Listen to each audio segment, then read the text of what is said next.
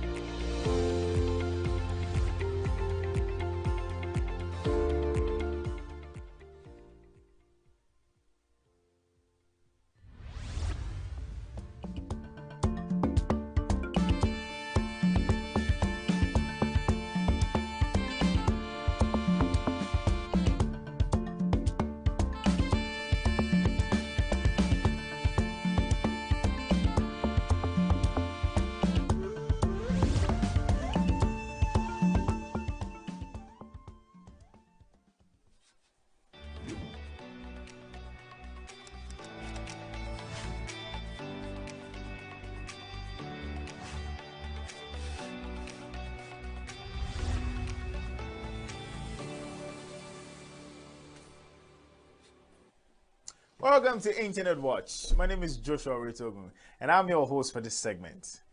Good news for our federal government workers as President Bola Tinubu has signed to bill a minimum wage of 70,000 naira per month, subject to revision every 3 years, of course. President of the Senate, Godswill Akpabio, and other leaders of the National Assembly witnessed the signing at a meeting of the Federal Executive Council. Positive response from various media sites and social media users have greeted this measure, which aims to alleviate the wage difficulties encountered by Nigerian civil personnel. I know some set of people who are not happy with this, happy that is not starting this month. My core members, they've already been paid their 33K. Sorry, farms. The comment section is always interesting, and I'm going to take it there right now. Amokogi is saying 70K minimum wage isn't up to $50. 70K minimum wage can afford a bag of rice. There is nothing to write home about. Return fuel subsidy, that's the only way all Nigerians can benefit from the government, not only civil servants. Fuel remains the driving force of our economy. If the poor masses can't afford fuel, then the economy is bound to fail. Oof. Well, of course, if we cannot even transport ourselves, buy fuel for our generators and all the rest, Abdullahi is saying beneficiaries of the new minimum wage are not more than 5 million out of 230 million people. He should take back the minimum wage and bring back the subsidy. First of all, Oga, where did you get your statistics from? How are you so sure that it's just 5 million out of 230 million? What are you even saying? Who is this person? I'll check you out later. Good guy is saying, tell the president to pay minimum wage arrears tomorrow to stop civil servants from joining the protest. Well, on behalf of core members, it's not like I'm advocating for them. I'm just saying because I know that they are very pained. Some of them were really expecting that 70K. Some of them were expecting that 70K. Let's go back to the comment section. Yeah. It go be. Say, wait. So it hasn't been done. Like, honestly, I actually did thought that it had been signed. That Irish shoe polish guy says, congratulations, federal workers. Let's see if governors will comply. Well, it has been signed, so of course, governors should comply. And lastly, I have Nasir Ahmed Bala saying they will set up a committee on how to implement it, which will take another 3 months. Hey, when the day of rage is already close by, you want to set up a committee? Well, we're gonna move straight because of time. We're gonna move. A demonstration in Nigeria against a scheduled protest has generated discussion on social media. A different group organized a counter-protest, speaking out against the protest itself. While the original rally sought to confront the nation's poor governance, confusion and criticism have resulted from these circumstance, with many people wondering why someone would protest against another protest. You know, do you get the confusion? The materials have been provided. The materials that have been provided do not go into detail on the government's response to this event, but the scenario does emphasize the difficulties in resolving Nigeria's governance issues and the intricate dynamics of public demonstration. Like, why would you be protesting to not protest? That was quite confusing. But comment section, because of time. Fisayo is saying the, in quotes, say no to protest is just a ridiculous counter-protest idea, but also the silliest. Protesting to stop a protest, that's committing exactly the same crime you are campaigning against. An anti-protest protest is itself a protest. Even my guy said the laugh. That was so confusing. I might be going crazy or dreaming, but someone should explain. How do you say no to protest by protesting? Which kind of country be this? Like, honestly, you say no to protesting by protesting? David of FCT is saying Nigeria actually has the highest number of stupid people per square meter in the world. How do you stage a protest to say no to protest? Who does that? Like, honestly, who does that? Lastly, on my comment section, I have Almen. Almen is saying, when are Africans going to understand protest is different from riot? I just saw a video of some protesters destroying properties. We are not serious and ready. Of course, we're not. Well, it's called a protest, not a riot. We're coming to protest. It's our right. I mean, That's all I'll be able to take on the internet watch today. Of course, you know I have a lot of gist, but because of time. So before I leave you, fun fact: did you know you can't do if you cover your nose? I'm not going to stay here to watch you try and, embarrass yourself.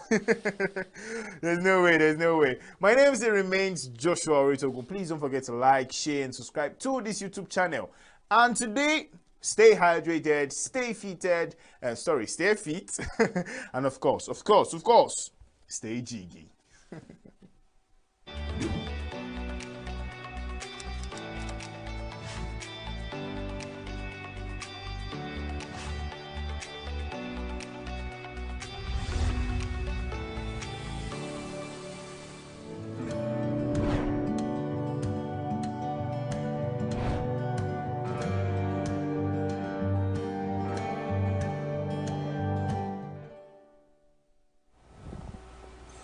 Welcome back. You're still watching Signature Morning on Signature Television. We're switching gears now to talk about politics, especially as it concerns ENUGU State.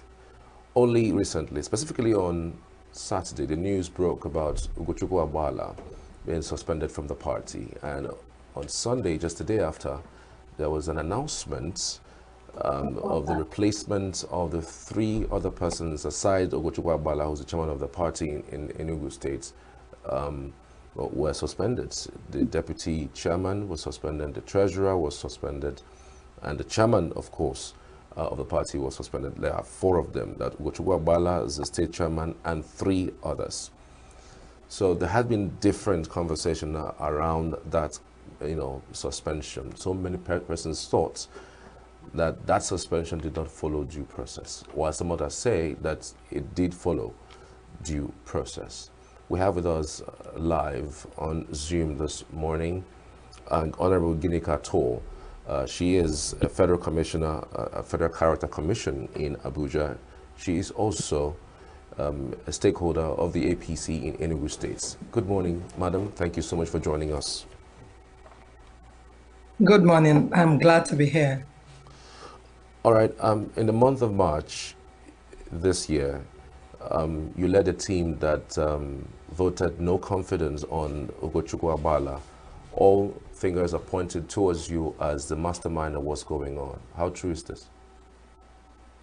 Well, if I am, I will say I am, because everybody knows me to be somebody who do not fear. When I do, I say I do. But the truth is, I'm actually not, but I can say that I'm being vindicated. And not only that, God is fighting. And not only that, the spirit of my late mother, I lost my mom on Thursday, 25th of this month. I remember when I was fully unfairly treated by this same chairman. My mom cried because she saw me work for Asiwaju. She saw me tour the whole 36 state plus FCT. She saw me as the first woman who raised a group known as Ibokwenu for Asiwaju Shetima. And yet they treated me so unfairly. They accused me wrongly. So people called and said, Ginika, don't fight no more. My mom told me, fight no more. Don't bother yourself.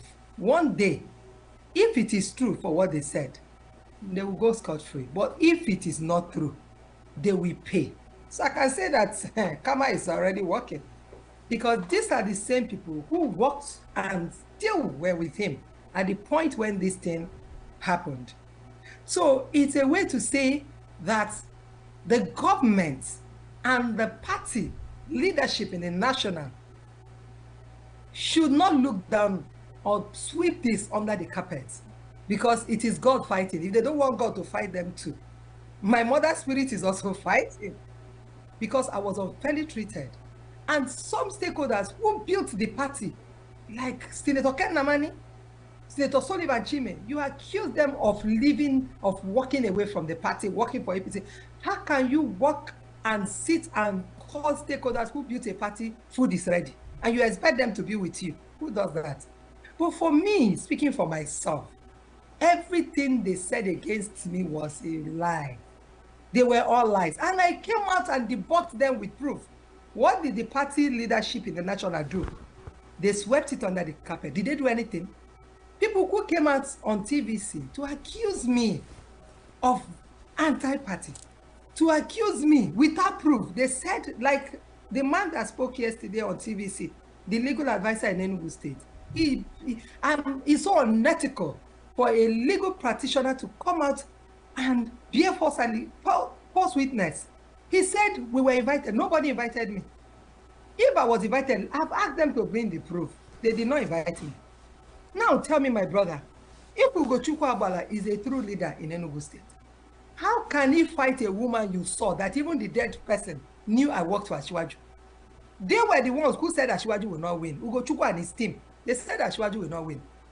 They never campaigned for him, and I came out and brought a proof of my enormous campaign for Asiwaju when no Igbo could come out to speak. Where were they? And I challenged them. Even Nifemi reiterated that yesterday. He mentioned it again. He said, look, this woman came out and proved everything, allegation you laid against her about it. What did the government do? What did party leadership do? They swept it under the carpet. But when they laid allegation against me and said the Southeast leader also, ratified it without inviting me, and then this legal practitioner came out and claimed that they invited me. Please bring the proof where you invited me. Who signed the receipt of the letter inviting me? They have not brought it. I also challenged them. I have shown that they accused me of not being at my polling unit on the day of election. I brought proof where I was even mentioning Asiwaju. I said my Jagaban, the incoming president. And I challenged them to bring their own. They have not brought any. What did our party leadership? They did nothing. They are still watching, and we're still watching. Okay. And I've kept quiet since then. So this one has come up to show them that even the people that were with them at that time, they were not happy, but they were just giving this chairman a time to make amends. But he refused to make amends. What are people like V. Martin, they were the strong hands we had in APC. They chased them away.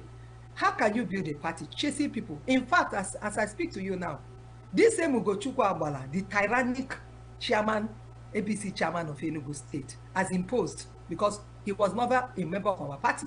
He was just brought from nowhere and put on. We accepted him. Make change. Bring everybody. Unify us. No. Can you believe that he went to my ward?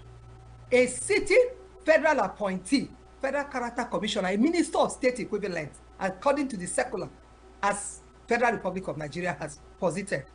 He changed my ward chairman.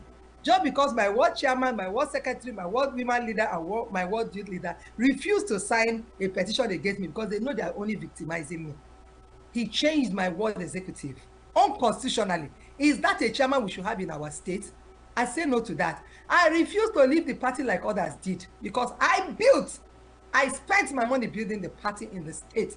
I worked for APC. I am APC. APC is me. I leave it for no Ugo Agbala because he was not there when we were building the party. So I refuse to leave. And then he do not have a right to victimize or suspend me. He said he suspended me. And Aro Diobu, the moron chairman of Enugu, of Southeast, ratified it for what? After ratifying it, now you people are asking the executives of the state so that it is time to say no to this tyrannic leadership.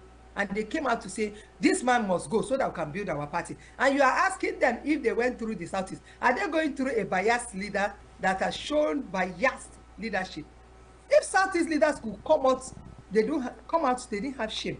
They came out to BBC to accuse me falsely, and I debunked all. Had they come to apologize for me debunking with proof, and they accused me without proof, government should rise. Enugu State, more APC back, and Ugo Agbala cannot be our chairman. Okay, because we are guided by the NBC rule, would urge you to mind the language. Apologies for my word. All right. Apologies for my apologies for my word. But my brother, when you see you as a woman, my husband allowed me to go through the stress. I would have been killed. I almost died in Yobe, and they could treat me like this. I am pained.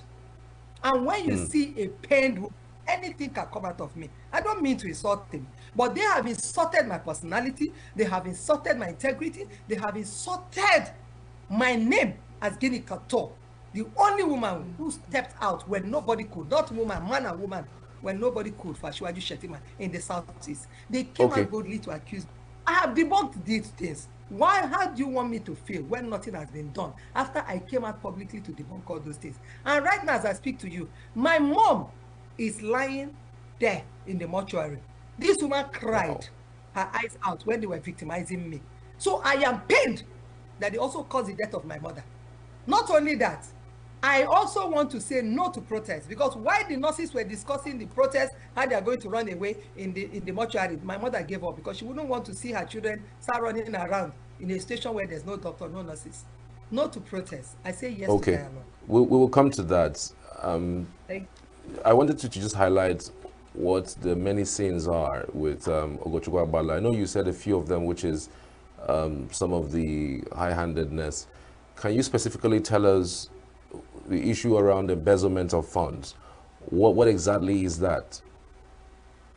Well, Ugochukwu Agbala has always been known for embezzlement of funds. For example, during the time of delegate, the Congress, our presidency at that time, or supporting the party at that time, also now, what did he do? He came and picked no names in my place. A federal appointee, Minister of State equivalent. They say he who comes to equity must come with clean hand. Now, I do not know anything about delegates. He came and chose whoever he wants and gave them money. Peanuts, those, because he doesn't want people like us who will say do the right thing. Not only that, I learned people also went to Imo State. He embezzled their money. They kept quiet. This time, this one that is causing this problem is their boy. He has embezzled money again. He's never okay with money. He likes embezzling money. He is known for that. That is why he fights people like us who will say the right thing should be done. What about during campaign? The money released to them, did they give them anything? I have proof of where I was using my money to campaign for Asiwaju in my village. Regardless of going around the country, I would have been running away from my village, but I was there campaigning throughout with my money. The money they gave them for delivery of Asiwaju, did they give me a dime? Ask them, as the federal appointee in Ogun local government, did they give any cover to say, go and make sure that Asiwaju wins your polling booth? I used my money, and they had the tenacity, the audacity, the impetus to come out in public to ratify that the suspended Guinea Cattle, the APC baby, the Asiwaju. But do you have proof to all of these allegations, especially as it concerns embezzlement of funds? I have already shown the proof now. I published it. I can send to you. They saw the proof.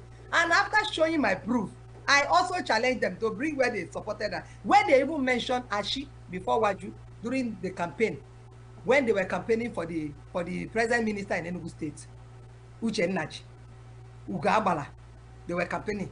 Did they mention Asiwaju? I've asked them to bring proof. Because I remember they were even telling my House of Assembly member, we fought, and I tried and ensured they fought me, but my House of Assembly member still won and became the only female candidate in Enugu State. They didn't know how that happened. It is God and the sincerity to the people of my constituency. They voted for my girl against their plan without money or anything. Then when the meeting used to hold, they used to tell them that if you like, you should go and mention Asiwaju. When you mention Asiwaju, they break your head, you will know. I wonder how those are the same people that are allowed to victimize me. They look. I'm just watching. My brother, I have gone through the highest victimization ever. But I wonder why they are being watched do that to me. After all, even a dead person can attest to the fact that Guinea Cattle. That's why anytime they're in TVC will give it back to them. Because at the time when they needed people to speak for Asiwaju in Igbo land, it's only me TVC used to find. Madam, speak for Asiwaju, I will speak. Speak, I will speak. I wasn't speaking because he's Asiwaju. I am speaking because I still believe in him, even till date. Hey, no pain without gain. We may be feeling the pain now, but he's gearing towards light at the end of the tunnel. So even without any position appointment, I will still support him. I'm still supporting him because it is about the people, not about him or my support for him. I support him because I know that he will change the narrative, and I still believe, regardless. Right. Okay, ma'am. First off, I would say accept our sincere condolence concerning your mom, your beloved mother. Secondly, yes, you talked about proof, very important. We would need those proofs. And thirdly, justice for Guinea Cattle. What will be justice in your own terms? Because we hear you say you've been wrongly accused, wrongly they've done so much against you. What will be justice for Guinea cattle? Justice for me. They accused me without proof. I debunked their lies with proof. Justice is look into the proof and give me justice. They said anti-party. Where? How? Never. Not Guinea. Never Guinea. I have brought proof. They accused me of not going to vote for Asiwaju. I brought proof where I even mentioned, and I asked them, show me where you voted and where you met. I think somebody who is giving a ministerial appointment and somebody who is a chairman should be able to show where they voted for the man in their ward, in their unit. But I did. But they accused me. I didn't go looking for their trouble. When they gave appointment in Enugu State, I did not fight. I did not condemn it. I said, hey, congratulations. Why won't they leave me in peace? They're the one who came to look for me. But I've left them until this thing came up again. They started calling my name that I am not the one. I'm not the one. But it's my God. Because if I'm the one, it will not hold waters. But if it is God, justice must prevail. They also accused me of not, one of them said, the publicity secretary, Southeast APC, said in his own interview, I can send you all these interviews, they're on air. He said that for a reason best known to me, they know I went for Asiwaju all over the country, but I did not come to Enugu State. Hello. Should I have even gone to Enugu State after going all of that? I should have been afraid to go back home, but I still went. I say, if I die, I die. If I perish, I perish. For Asiwaju. I still went home. And I said, after showing them proof that I was in my village, I even campaigned in my village. I showed all those proofs. I asked them to bring where they campaigned for Asiwaju and where they voted for Asiwaju. I've not seen any. And nothing has been done. So justice, God is already fighting them because they are the same people together who were together are the ones fighting themselves. So. But these people that have come to say no may not really be happy about the abuse of power, victimization, disregard to the rule of law by Ugabala, but they have nothing to say. They were just subjected to ridicule. But this is time they are saying we are tired of being subjected to ridicule. We don't have our party again. APC is dead. Before Ugabala emerged, he hit his chest and said he's going to win Senate, rep, this, that. But hello, he doesn't even have common counsel. One, he doesn't have. So he has failed now. What is he still doing with us? He has failed. Was he our party member before he was imposed? The answer is no. Ask him. I have proof. Oh. Me, I speak with proof. And that is why I will still maintain that I have heard that legal practitioner, they should go and check him very well. Is he really a lawyer? Who should come out? He said he invited me. How? Oga lawyer, how did he invite me? He did not invite me. I only saw a ratification that I have been suspended. And me too, I said, okay, the suspension service to save my money. I've been spending money for the party. So what is suspension? What's the gain? The appointment I have is during the time of Buhari. The place itself is not working. Federal character is dead. I keep saying it is dead. I cannot give one job to my people. For the past 4 years, I've never given one job from the authority of that federal character. Not one job. So I only help people through friendships. People who help me, they want to employ, they assist. I give my people. Few. But I have been handicapped. I am not enjoying it. I am just there. I accepted because I thought I'll use it to help people. But it's been the same story. So Guinea cattle, I am still watching. That's all I can say. And it must be justice. Justice for me. Justice for those people who built the party that have been pushed aside for no just cause. Justice for us. Ginika, we would love you to stay on. And there's this particular report we would love you to watch. I think it was a Sunday or the day that new executives in Enugu were announced. You said you have been vindicated by what is happening. Let's play it back, and I hope that you see it, and thereafter we can come back and continue this conversation. So just stay on. Following the suspension of the chairman of APC in Enugu State, Ugochukwu Agbala, and 3 others, the party has decided to replace them with other party executives who will act in different capacities. The State Publicity Secretary made the announcement while addressing the press on Sunday in Enugu. The suspension of the state chairman, former state chairman, Honorable Ugochukwu Agbala, as the state chairman of the All Progressive Congress in Enugu State. and 3 others. The State Executive Committee, in their meeting on 27th, moved and adopted for replacement of the vacant positions as follows. State Chairman, APC, Dr. Nwafo Alphonsus Onyachonam. State Deputy Chairman, Honorable Sunday Honor. Organizing Secretary, Honorable Nwobodo David Ikechukwu. Treasurer, Honorable ENUGU Kalisus. In this regard, we now have these names as mentioned in acting capacity to run the affairs of the party in our state. The new chairman, appointed by the executives in acting capacity, accepted the appointment and stated that he would embark on inclusive leadership across boards. In this circumstance, my intention is foregoing to make sure that all the members of APC ENUGU, aggrieved, still in present, and all whatnot must be united in one front in order to remain as a party and make sure we win even a local government seat. Because as it stands now, we don't have even a local councillor, we don't have a local government chairman, we don't have even a governor. We don't even have anything. Even as a senator, we don't have any.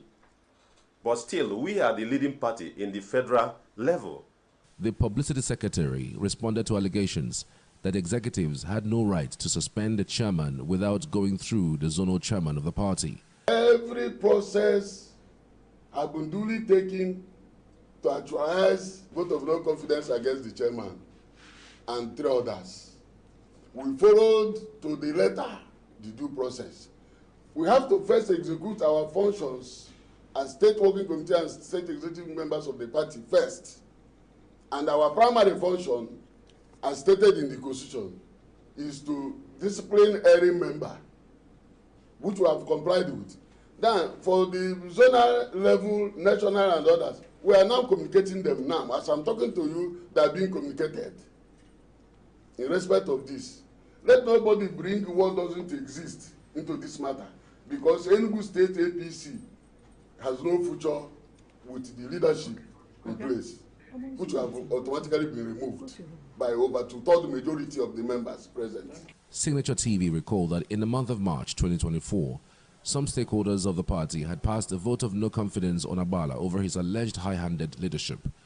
The stakeholders, led by an APC stalwart, Mrs. Ginika Tor, expressed dismay that Agbala had destroyed the party structure in the state through the unconstitutional suspension of its founding fathers.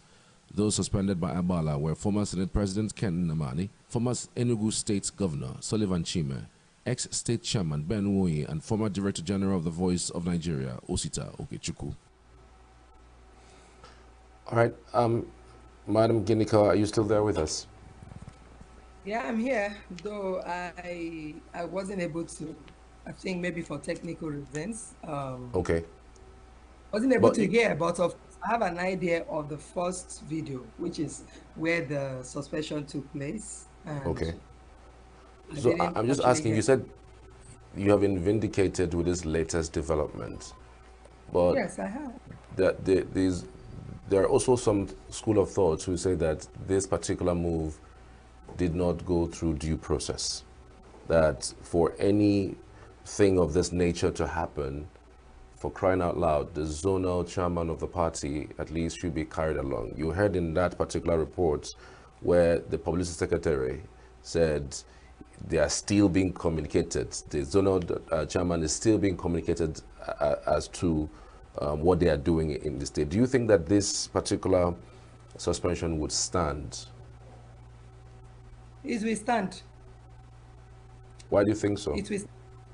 You just said zona. Are you forgotten that these people are insiders? Have they not seen the demonstration of bias? Are you aware of issue of bias? when you dictate bias from an angle, do you take your matter to a biased platform? Who does that? So is the zonal chairman biased over this matter? That when these same people accused Guinea Kato, and these biased Southeast leaders ratified it and went on air to blab according to the lies fed them by the state chairman. And Guinea Kato debunked all. Have those Southeast leaders apologized to Guinea Kato yet? They are insiders, Oga. Nobody will take your matter to a biased organization. You have a right not to. Because they have showcased if you investigate this and discover that they actually did that ratification without calling me, I've said they did not call me. Let Arodiogu, I put it to Arodiogu to come out and prove that I was invited. I need the letter, I need the date, I need who saw me. Nobody.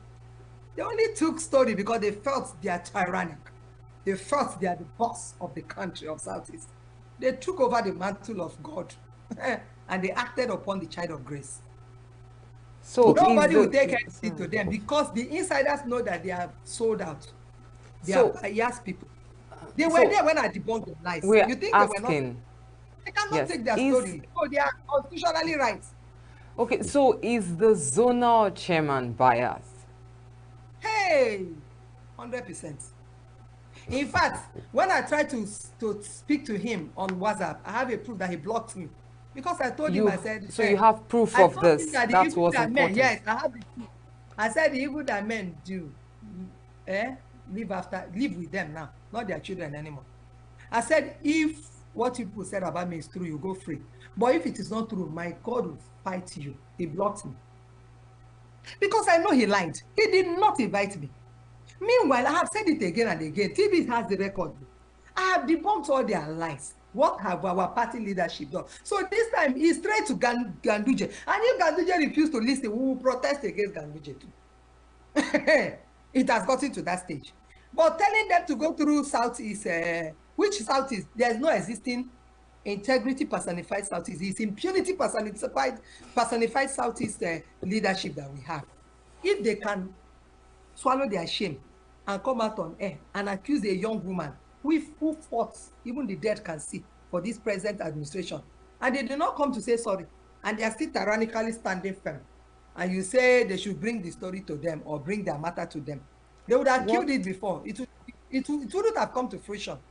It would have been dead on arrival. What would this this judgment, what would it bring for APC as a party? From the channel you would have passed through, you will now discover that from the they say character evidence, the past, you discover that it will be dead on arrival, or they will even kill you. You will go straight to authority. It's the duty of national authority to respond to us if there's an issue of bias from the zona, and the zona has already proven to be a biased zonal leadership. So what would this impact on... Hello, ma'am. What would this impact on APC as a party? It will at least bring back our party in Enugu State. We need APC. This man is not APC. There's no sensible party person that will lose election, only 4,000 plus. And I still maintain that 4,000 plus votes, there are still votes from my people, at least 2,000 plus. Because I got more votes than the chairman that was giving money. I have more vote than him. I've already published where they counted my vote, and I was standing firm there and counting my vote. He has not shown his own yet too. Until he shows his own, how his vote was counted. And then we look at the percentage, who brought higher percentage. Then he should hold his peace, because I'm going to that one. So that is what I want the media to do. They should ask Ugabara to bring where he voted and how many votes he counted for Shiwaji with all the money that was given to him against a woman who was not given a dime, but I counted more votes than him. I have his results. I have my own. When the time comes, I'll publish it. All right, so, I was on a call with... His leadership. His leadership is not... APC's leadership is rubbish. It's not existing.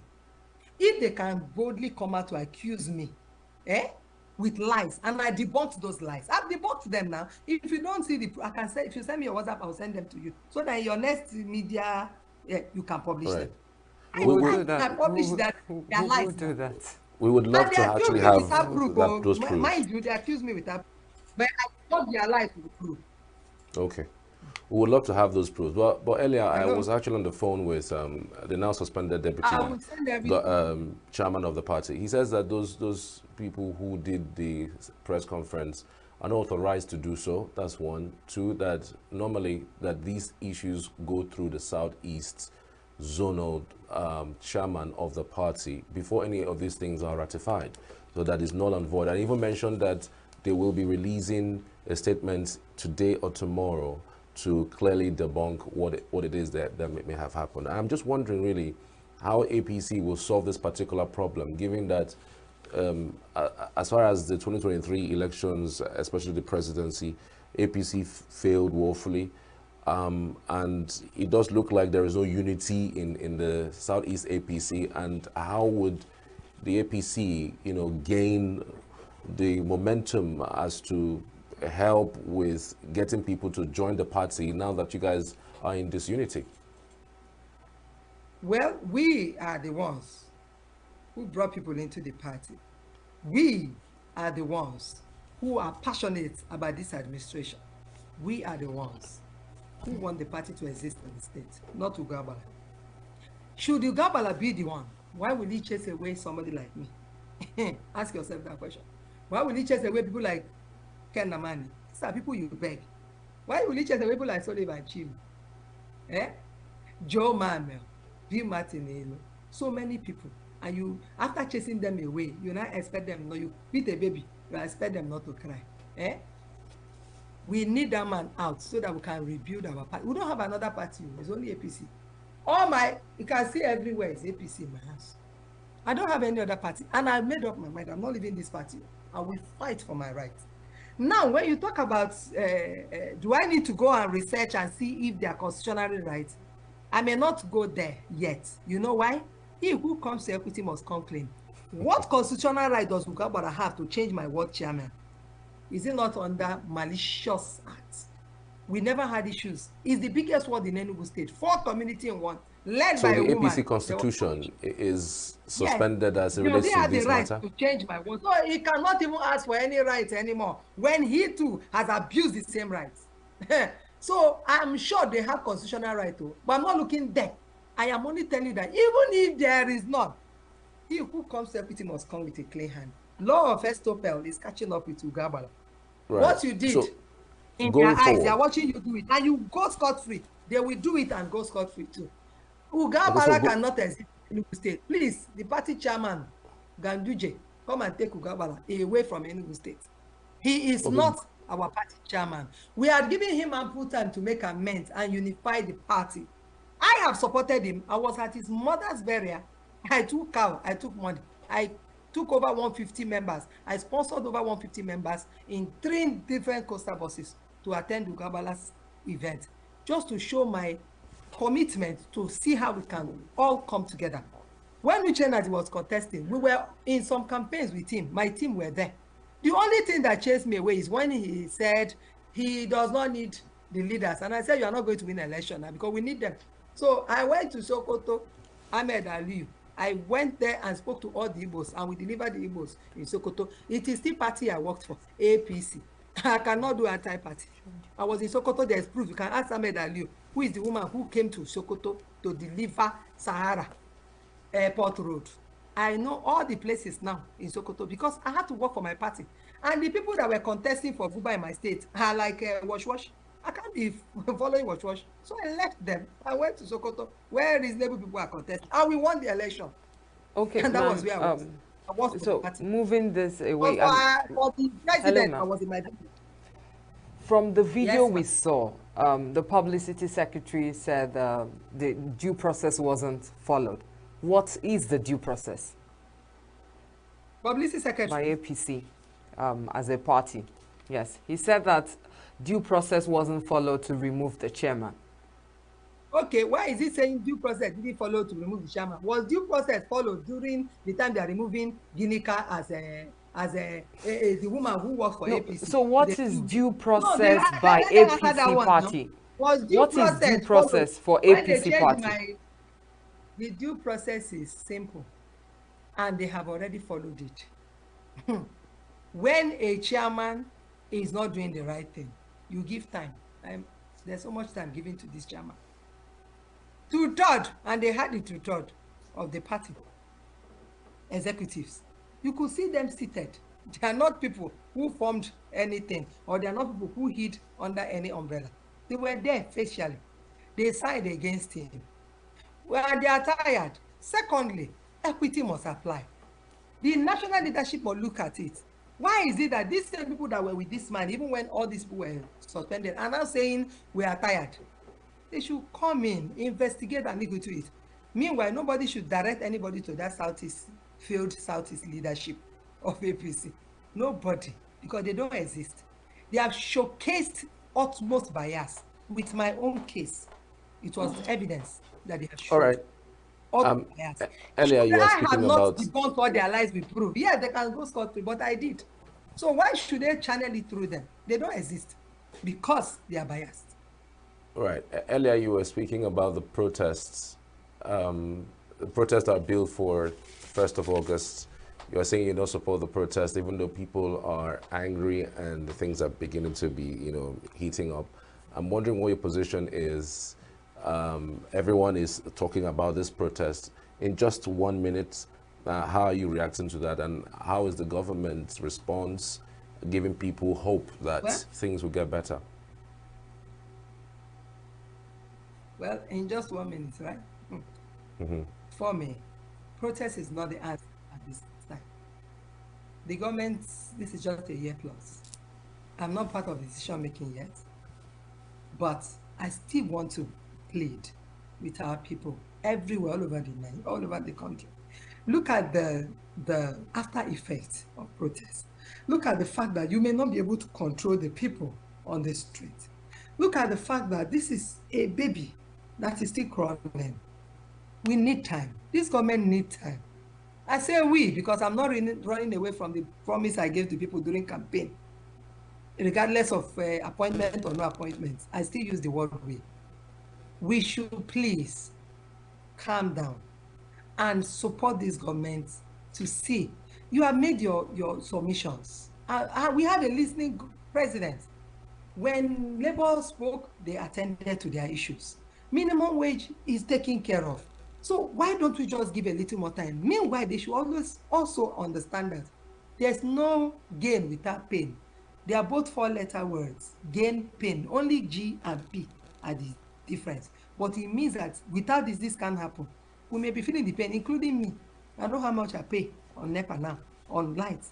But I know that there's light at the end of the tunnel. The policies I've seen lined up is gearing towards light at the end of tunnel.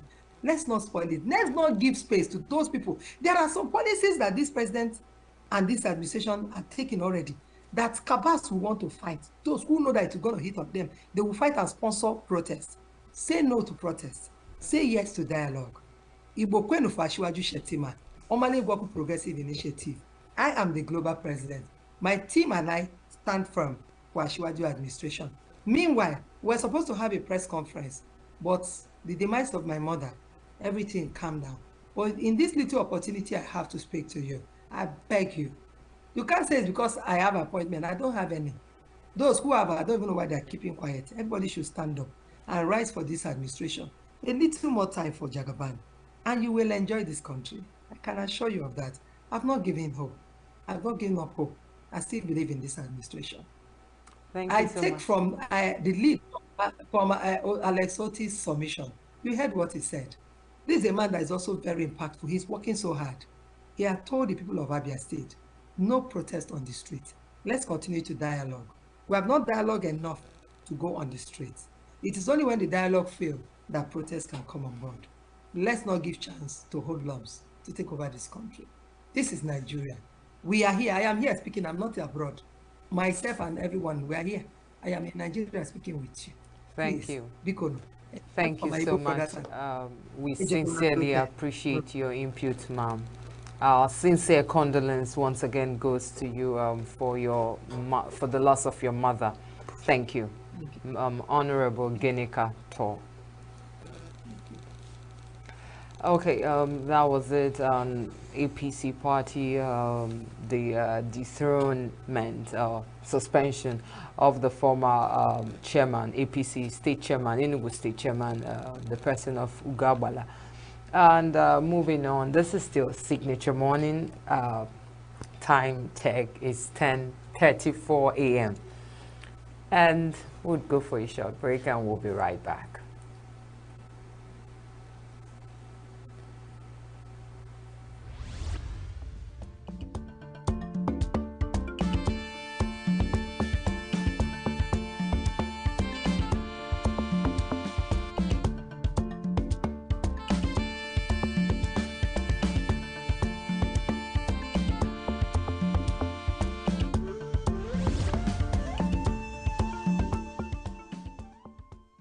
For me, dialogue will be the best way.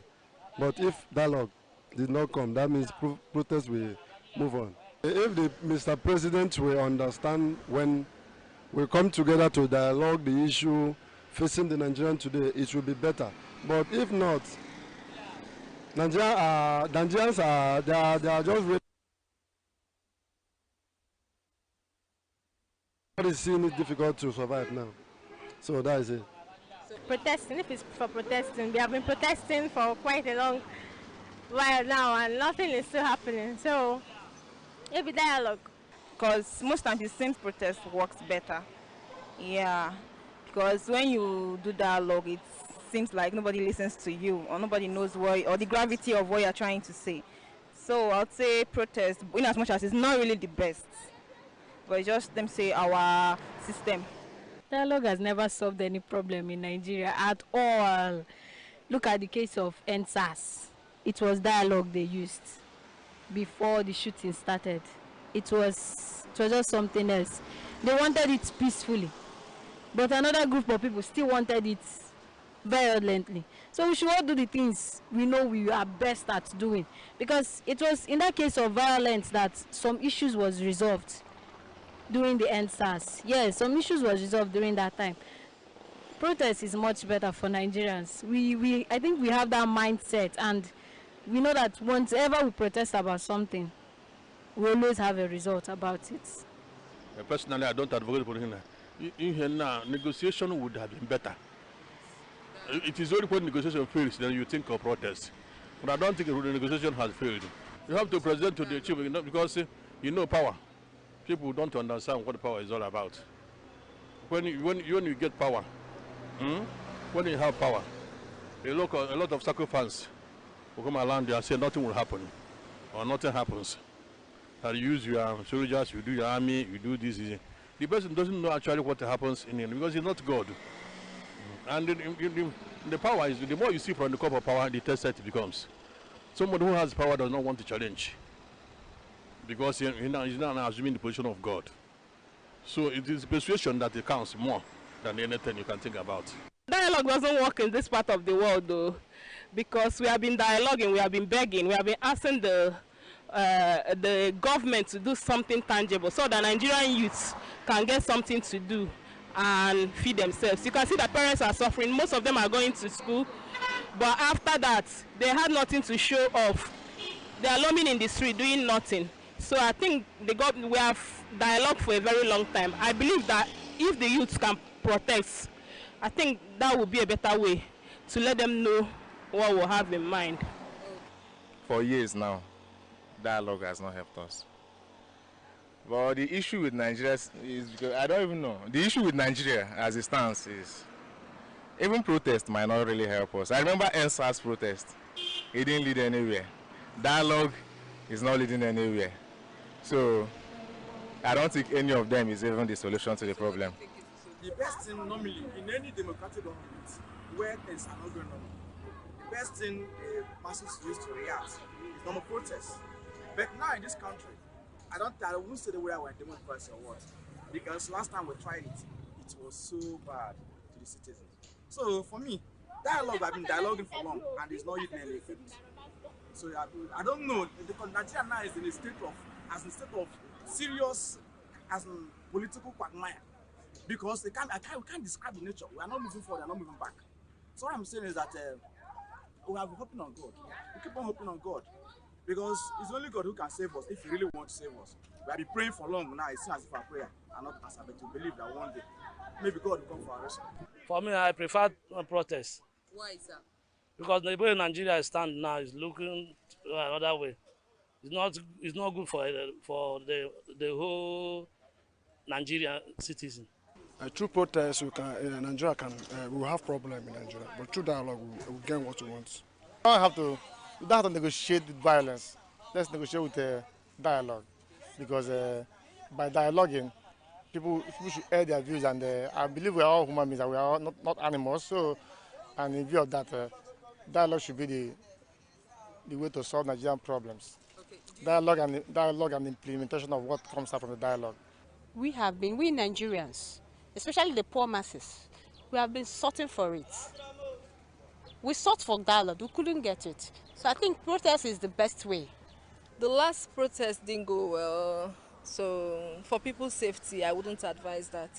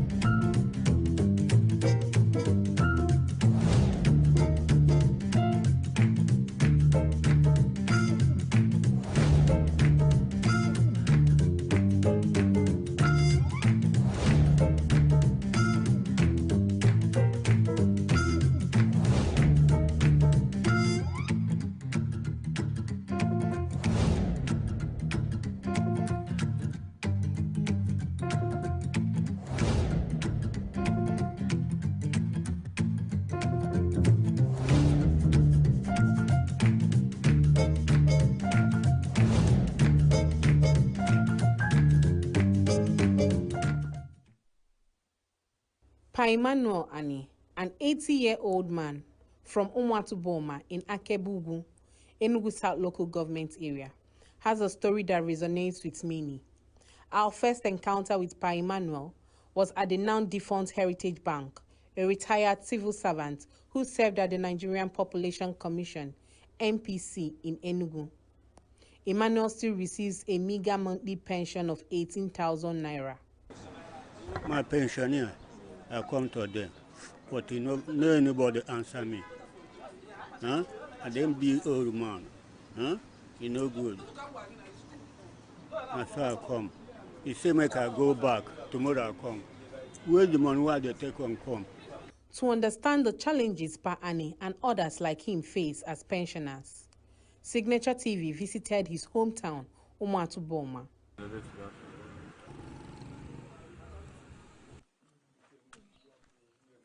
We are here with Mr. Ani Emmanuel, a man whose resilience and dedication has been tested. Aramorono, National Population, NPC. I worked with National Population Commission NPC in Enugu.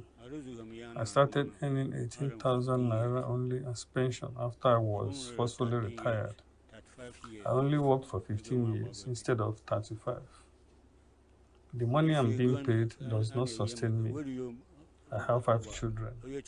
The money can hardly sustain us. In a country like Nigeria, where social security is absent and a man's children have become their insurance in facing the vagaries of retirement and old age, Pa Ani's story is really a sad one. Having lost some of his children and the surviving ones still struggling with their careers, he faces the dual challenges of old age and being the sole breadwinner for his family. My children are not around to take care of me, and my immediate siblings are busy fending for themselves. My wife died 2 years after I buried my daughter. What I'm struggling for now is how to get money to buy snuff and sell. A development expert and lecturer at the Institute of Development Studies in University of Nigeria, Enugu campus, Ben Nwosu picked holes with the treatment of Nigerian workers, arguing that the plight of pensioners is an invitation to corruption for those in service. People collect finances, buy properties, invest for the rainy day, because the government is making that rainy day, or the pension fund management system is making that rainy day a fearsome one with the way the pension fund of the country is being managed. You want to guarantee that at least when you finish service, no landlord will come and harass you for house rent, and at least you have one additional one where you get money for monthly feeding and then buy your medication if you have medical conditions that require such attention. So it's a unique way of hiring corruption to work for the society, and that's quite unfortunate. Is there any avenue for pensioners to seek redress?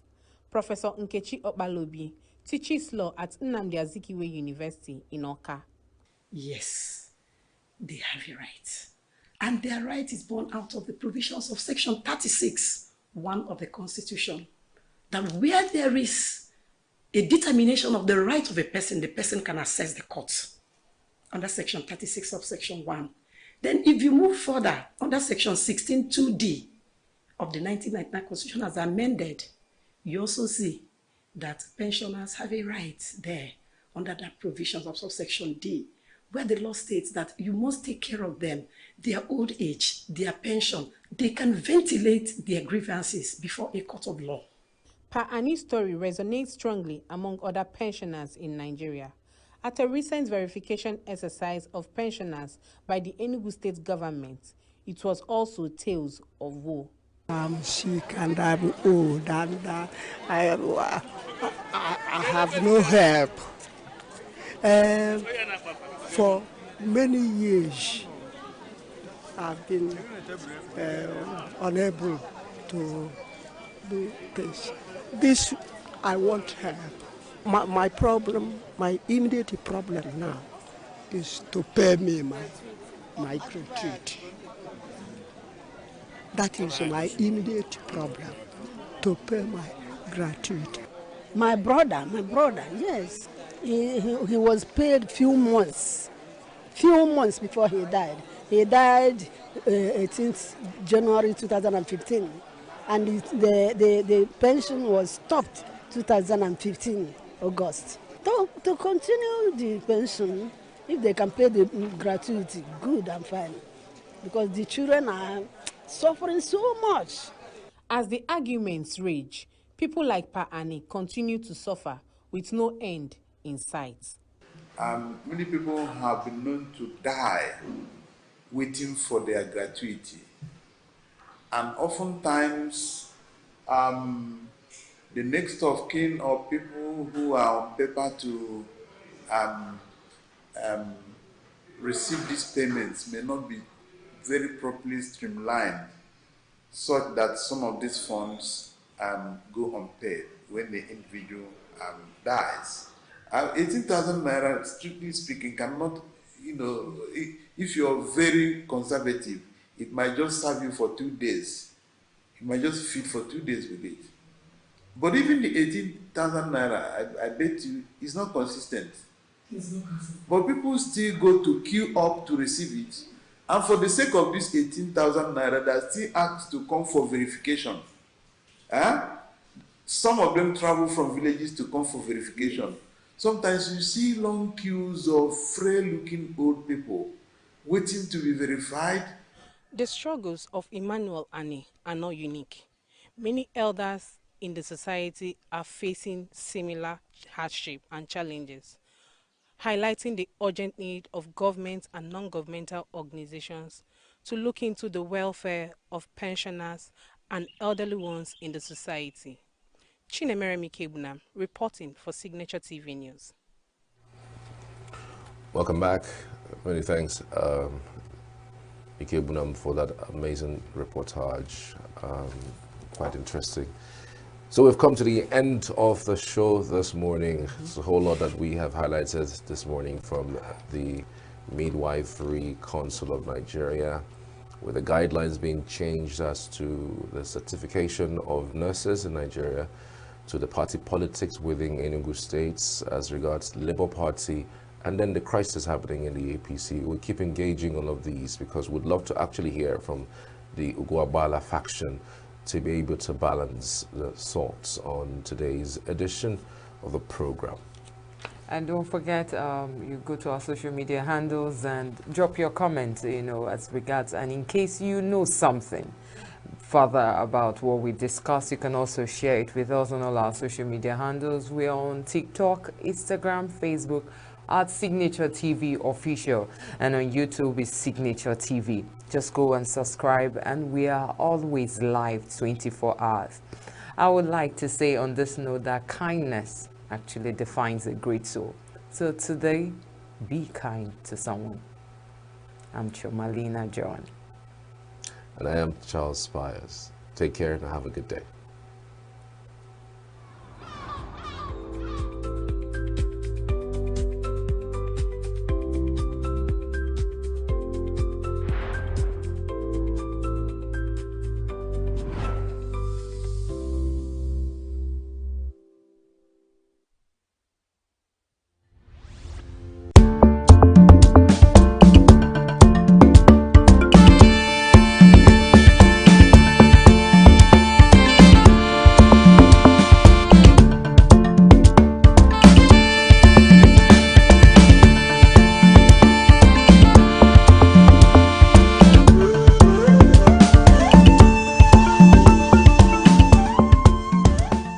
Majorly, what we need in Nigeria currently is what can increase our cycle, technologically, academically, and otherwise. So majorly, at least I've watched Big Brother Nigeria, but basically I don't see the need, because it's more of, to me, it's more of a guy or a lady sleeping in the morning and waking up by 12, or sleeping by 9 and waking up by 10, without a clear view. You understand? So I feel like it's not really. For me, it's not something that is educating. It's not something that is innovative.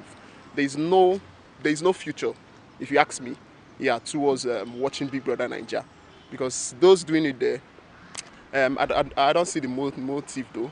You sleep and you wake up, you eat, you dance, you do whatnot, and we are sitting down watching you. So we ourselves, there's nothing creative actually. Based on your field, you can there are various programs that has to do with tech development, that has to do with various programs that has to do with the medical field based on your field that can help you even both physically and virtually.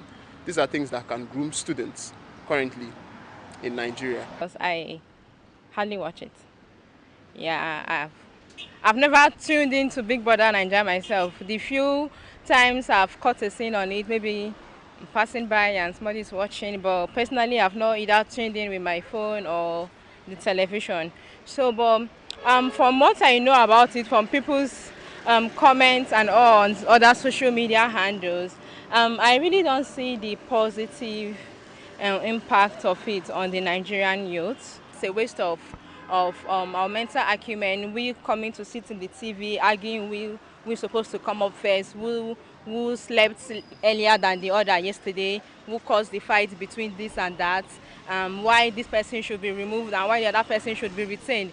I think with the amount of interest the youth put in it, and even going as far as using their hard-earned money, because finance is one thing that is so difficult to part with. So, but people still go the extra mile of trying to vote their favorite personality in the show and stuff. So I feel if our interest is being channeled rightly, people can still pick up interest. So, like a level of interest in something else that would have been more productive.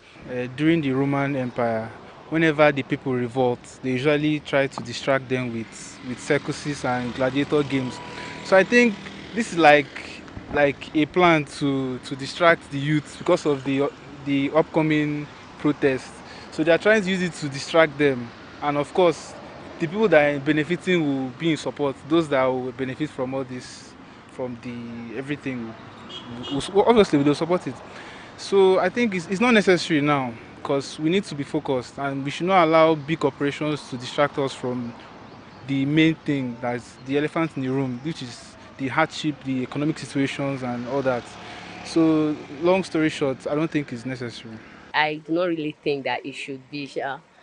Though I don't watch the movie, but I think that some persons that watch it doesn't contribute anything to their life. I've seen the show one certain time where I saw it kind of have naked pictures. So what does it have to do with people? Like, it's, and sometimes it's competitive because some of the wears they put on their apparel, some youths will want to like level up to their what they do, and some of the things they say is a kind of the slangs or maybe their words. Some youth are copying it, which is very negative, and then it has a lot of negative impact on university students. Even people that don't have money will want to do things to get up to their side, and that's just it. I don't think it's really good.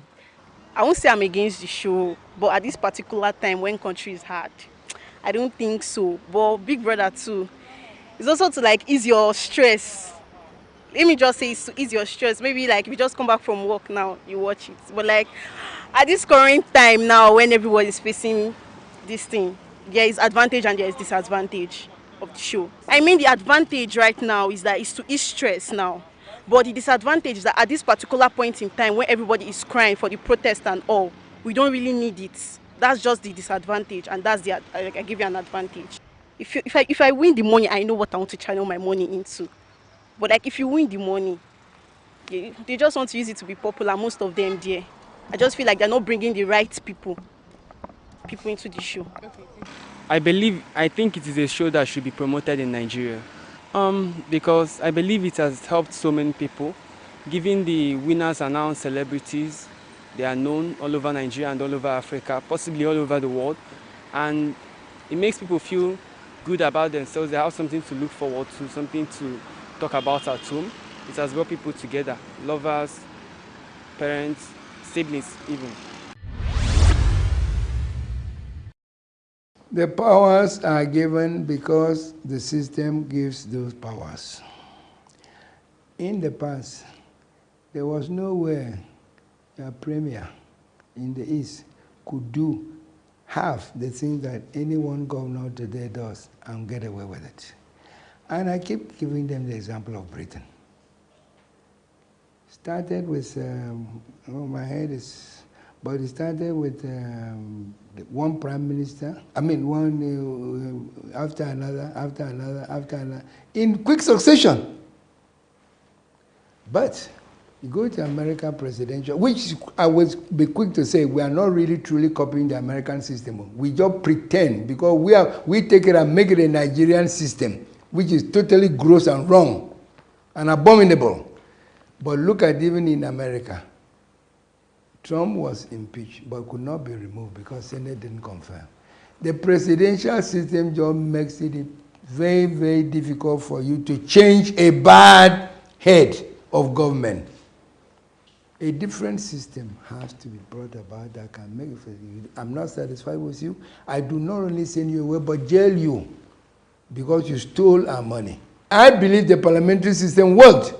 If it can work again for us, why not? But if we can find another system that can bring the good qualities that we had in the parliamentary system without necessarily being political, then fine it.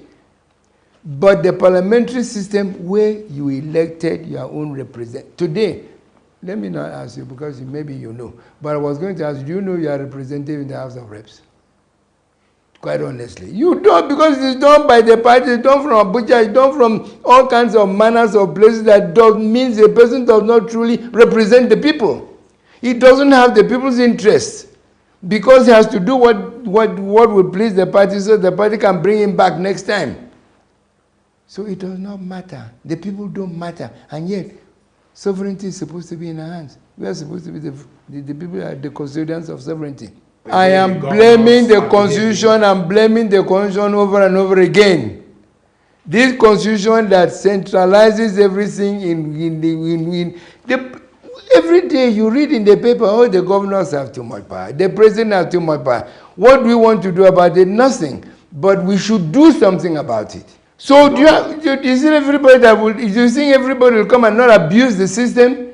We have seen the abuse. Well, the abuse has even gone now to the point where it is not even the party that's even deciding. Party may take initial decision, but now the judiciary that's doing elections for us. It never happened before because you cannot come to if I'm to elect my representative, my leader from my community, we will know who we want and we'll elect him and we will hold him accountable, and if he doesn't account to us, we remove him. But you don't have that now. You don't have that in this system.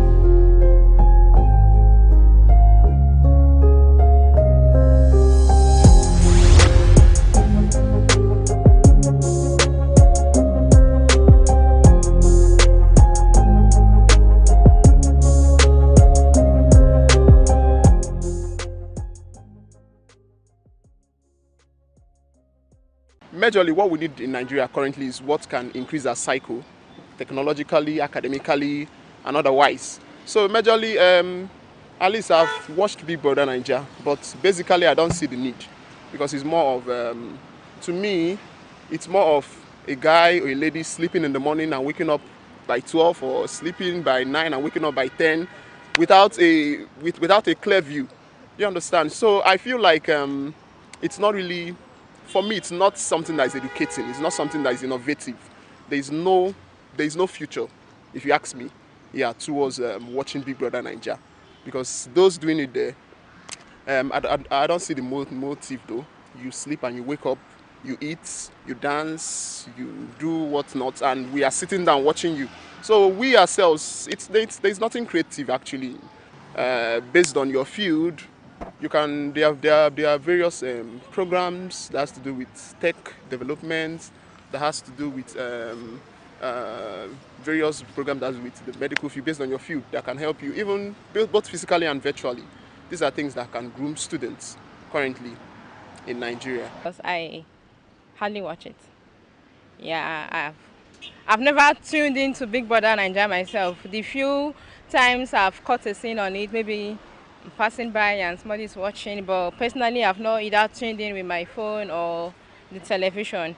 So, but from what I know about it, from people's comments and all on other social media handles, I really don't see the positive impact of it on the Nigerian youth. It's a waste of our mental acumen. We coming to sit in the TV arguing we're supposed to come up first. Who slept earlier than the other yesterday? Who caused the fight between this and that? Why this person should be removed and why the other person should be retained? I think with the amount of interest the youth put in it, and even going as far as using their hard-earned money, because finance is one thing that is so difficult to part with. So, but people still go the extra mile of trying to vote their favorite personality in the show and stuff. So I feel if our interest is being channeled rightly, people can still pick up interest. So, like a level of interest in something else that would have been more productive. During the Roman Empire, whenever the people revolt, they usually try to distract them with circuses and gladiator games. So I think this is like a plan to distract the youth because of the upcoming protest. So they are trying to use it to distract.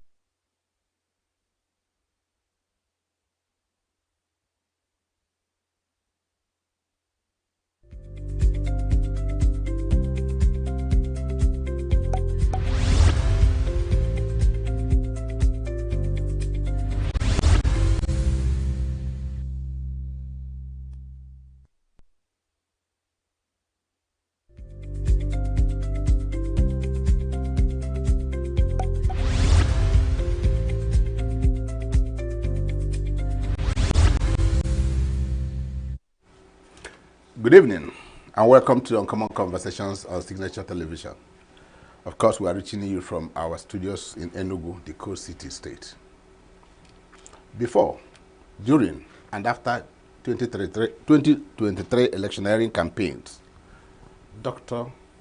Barrister Pitamba, then candidate and now governor of Enugu State, made a robust statement. He boldly stated that he would take Enugu economy from $4 billion to $30 billion. That was a tall order.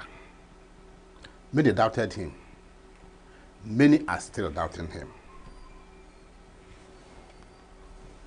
They believe it's not possible, but events in the past 1 year and 2 months may prove the naysayers wrong, or may prove the believers right.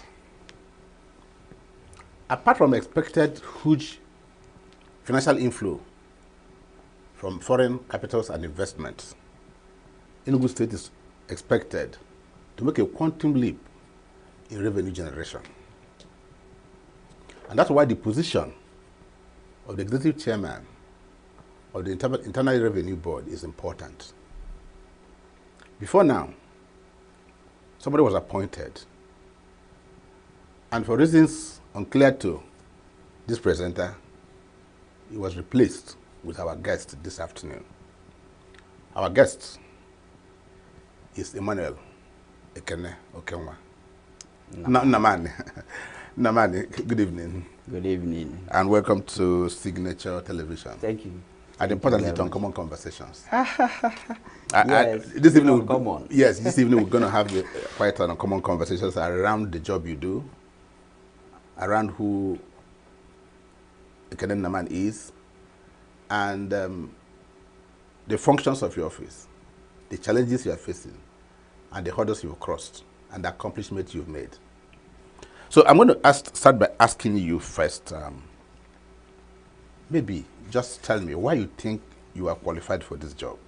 Your background, which is important. Really? Yes, it's very, very important. This one if you're a journalist, and it's a real interview. If you're a journalist and I'm dumped into the revenue board, maybe I'll be lost. All right. Just your background. Anyway, I'm a fellow of the Institute of Chartered Accountants of Nigeria. So what it means that I'm an accounting professional and also a tax professional. I'm also a member of the Chartered Institute of Taxation of Nigeria. So I've had over 2 decades experience in internal control and also banking experience. So I came from one of the big 4 banks in Nigeria. So I don't know if I must sell myself more than this. No, I think you're right. I asked the question because I wanted our viewers to have an idea of the man that Emmanuel Ekene Naman is. Coming from a rich accounting and taxation background. Yes. That means, for all intents and purposes, you're eminently qualified for the job you are doing.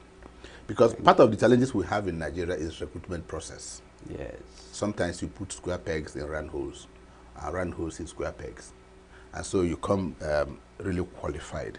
Now, one question that might be very uncommon is, by the time you took over as executive chairman, do you have an idea of what was the monthly revenue for the state at then?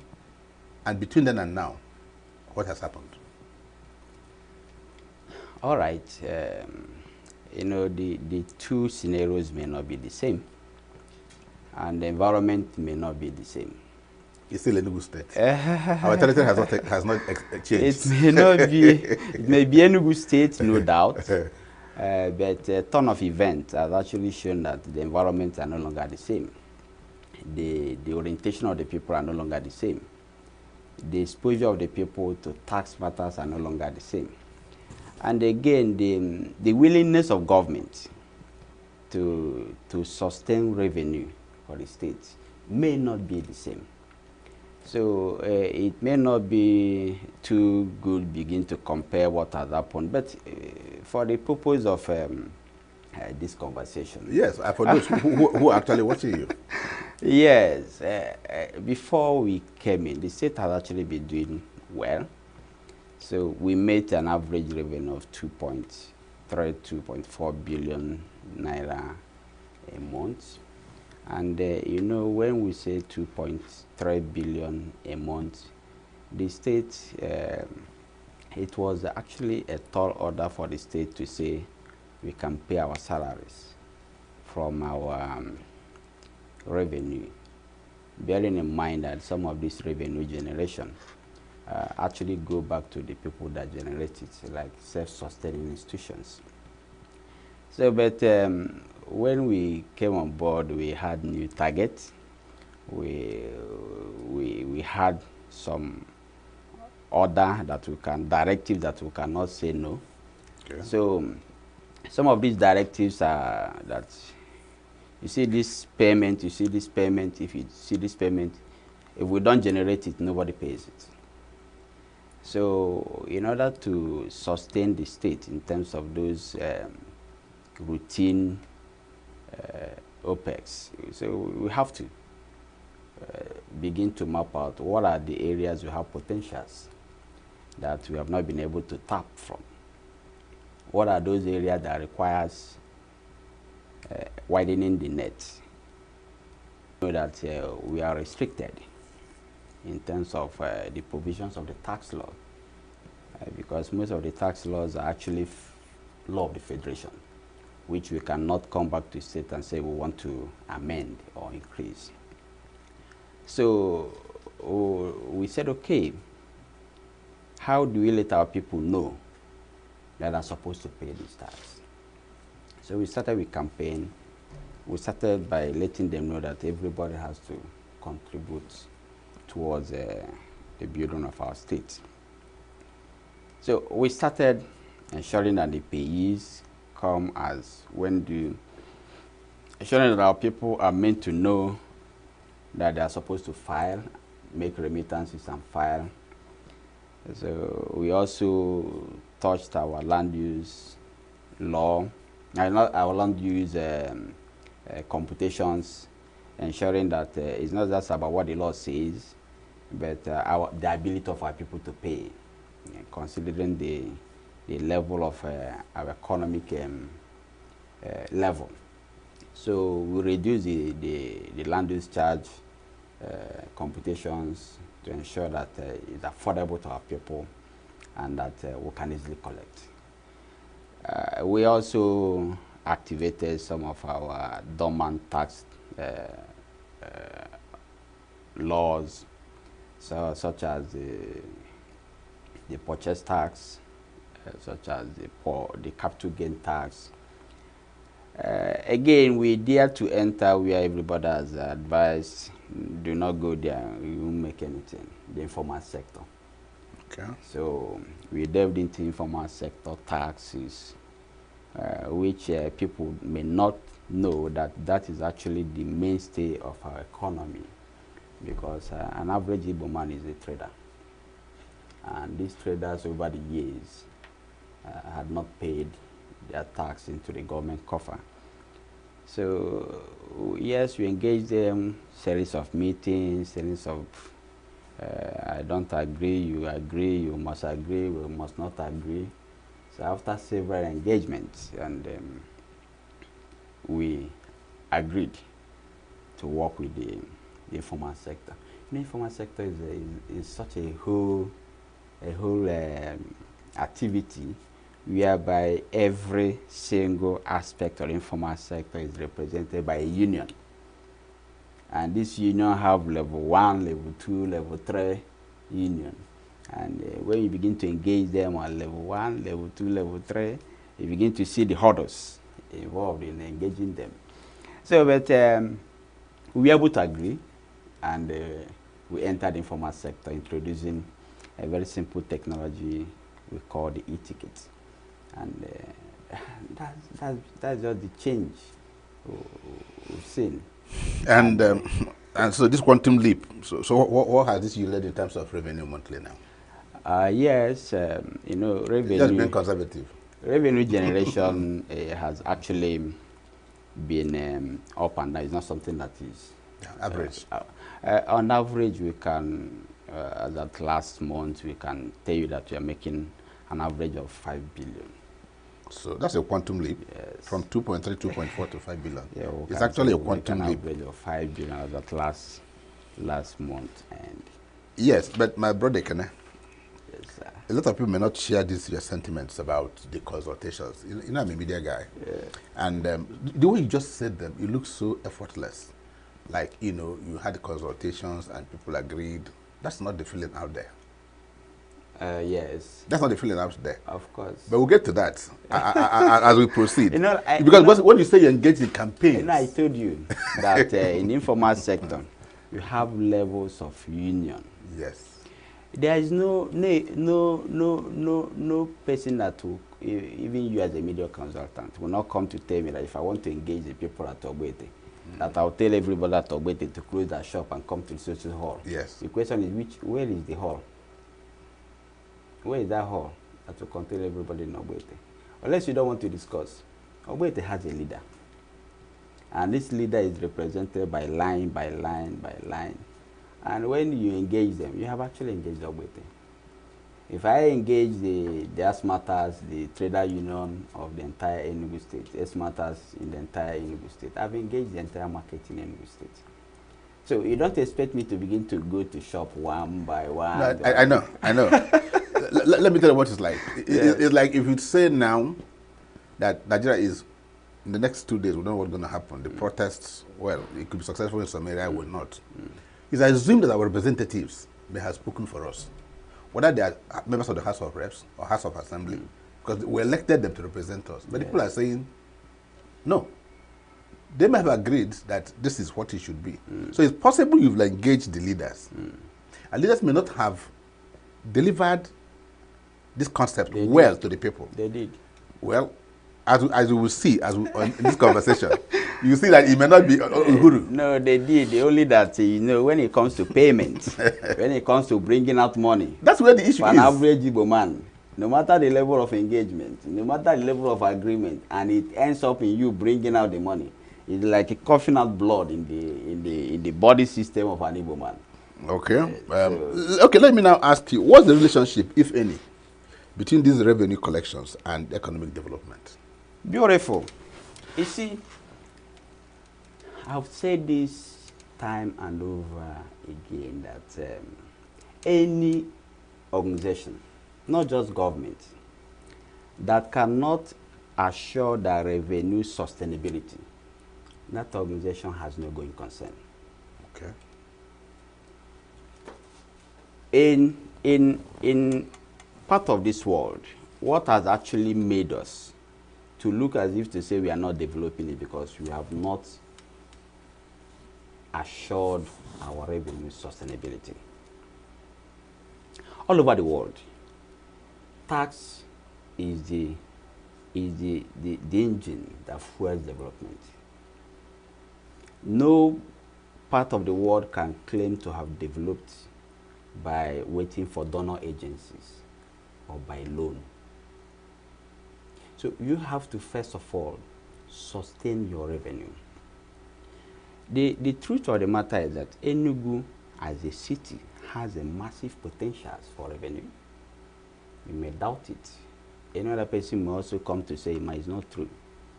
But as the time goes on, we begin to unfold it and let people know that Enugu has massive potential beyond their understanding. Because we've seen our economy as, some people have challenged people who say Enugu State is a civil service state. I say no. Enugu is never a civil service state. Enugu is a business environment. Okay.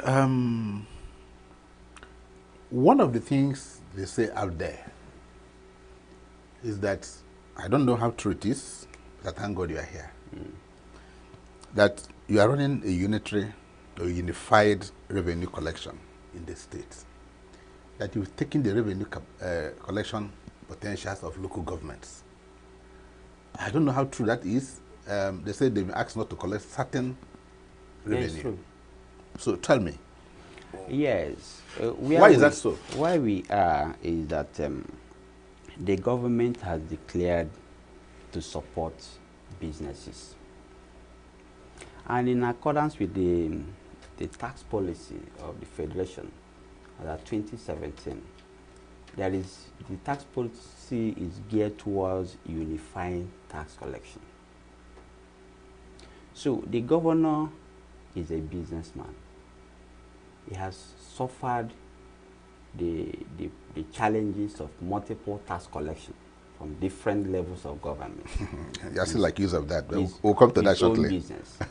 So he prefers that we unify tax collection and revenue collection, and to ensure that the business does not receive too many footfalls of revenue collectors coming into the business. Because some will come like an evangelist, they end up collecting money. Some will come like Agboro, and they still collect money. Some will come in different form. How do we unify this collection? So what we did was introduce the e-ticket. That e-ticket unified state collection and the local government collection. So, but those who tell you that we've unified it, and they may be telling you are the negative. You're running the unitary revenue collection. And they may be telling you maybe to tell you that, but I don't think the players, the local government players, key players maybe, or stakeholders will be able to tell you this. But I will explain it here for us to know what we are doing. When we come to the market, the local government used to go to the market to collect some revenue. Abattoir, a lot of things. So when we do go there to collect. So state also go there to collect SOMA, business premise, tax. And we said, no, unify them. Local government, what are you collecting? Let's bring it together. SOMA, what is it? Bring it together. Business premise, bring it together. Tax, can we go into presumptive tax? Yes, bring it together. So you brought all this in together, and we dispense them as one revenue. So how do you share the revenue? And everybody knows their own. I'm not asking how. Knowing is one thing, sharing is another. No, we don't share to anybody. Okay, so what do you do with it? The technology we use, technology is an enabler. Every night, whatever is collected, there is what we call a split. The local government gets their own. That night is not tomorrow. Every other agency that is self-sustaining, that is in that bucket, gets that night. I'm not talking about tomorrow, that night. Danger of a single story. I don't go into doing reconciliation. So no local government that is involved in this tells you that I have not seen our money. If one local government say, I want to know how much you have collected for, I say, look at what you have collected for you. Check your bank statement. Look at the date of payment one by one.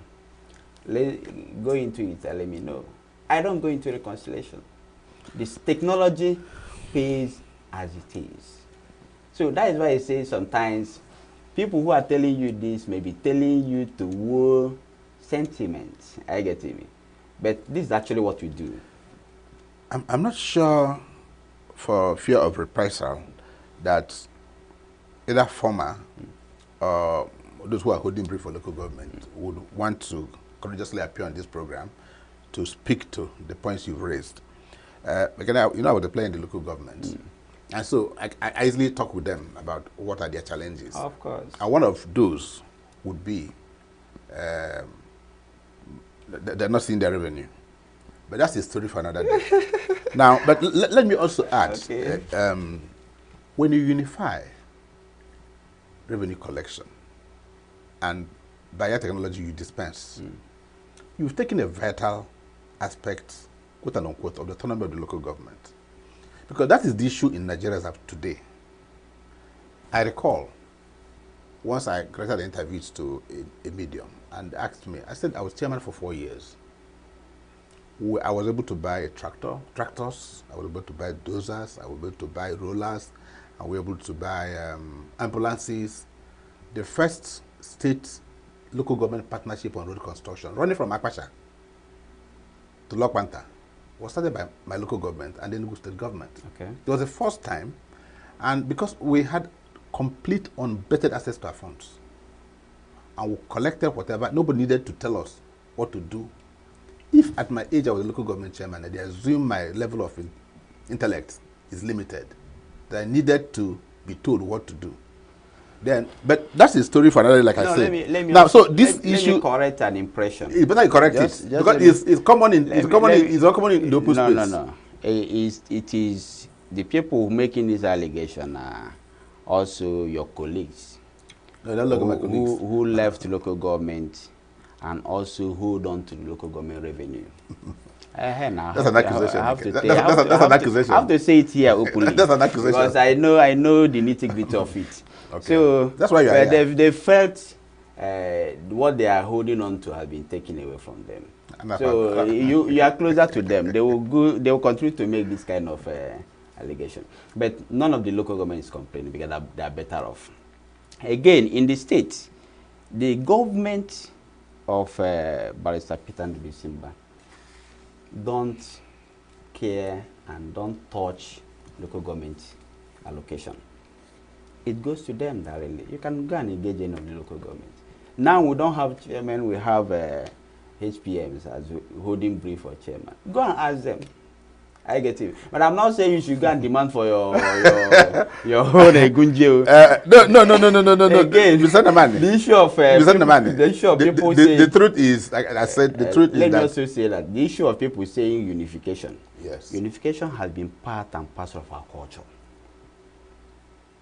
The money you see the state go to federation account to share, what do you think happens there? Is unification of revenue collection, because the Federal Inland Revenue Service was asked to collect company income tax on behalf of everybody. But the sharing is transparent. And no, it's published. You see listen. it. What the state gets in the month, I will know. Listen. What goes to the local government, I will know. What do you mean by transparent? At least it's published. What is published? Okay, our own is that you don't even need anybody to publish for you. You have it coming every day. You have it coming every day. If you want statements, you print it from your own end. You have access to the portal. Nobody is restricted for seeing it. This one is even, they bring out a formula. This one, there's no formula. The formula is that what you are supposed to collect is 5,500. That 5,500 comes to you. Does it go to the joint local government account? For what? Or does it go to the... It goes to the local government account directly. Then something is wrong. Nothing is wrong. I've told you where all this is. You're in the air-conditioned office. You're not on the street. You're not on the street, so you may not really know what information people peddle about. I tell you where the information is coming from, and I know where it's coming from, because I'm the one involved here, and I know the level of engagement, level of distraction, and level of challenges you get from those people who left the local government and held on to the local government revenue. I get it. Okay. So, but it's not a problem. Okay. Our books are open for anybody. Yeah, I've got the Freedom of Information Act. Anybody can come. So I could invoke it. Of course. I could invoke it to have. You don't even need to come to me for you to get. Well, I'm happy you're saying this, yes. and that is why we have this platform to have these conversations. Look, Oga, because I need to do my work yes. and go home and sleep. Okay. I'm happy you're in this. I don't need to do my work, and every day people are calling me to come and answer questions. I don't do that. So everybody should have access to their revenue. Yeah. But what we don't want is too many footfalls into businesses. Well, let's move on. Do you still use tax collectors? No, we don't use tax collectors. No, we don't. Recall I gave you a call 2 days ago. Yes. We don't use task. I will tell you what we are doing. Yes. What we are doing. Let me explain that scenario so that you can take it holistically.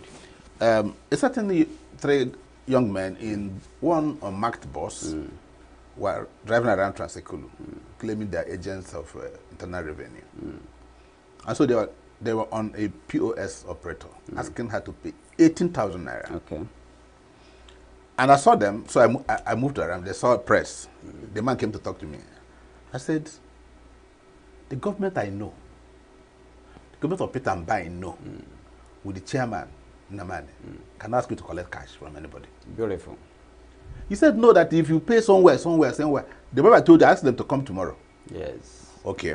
And I looked at them.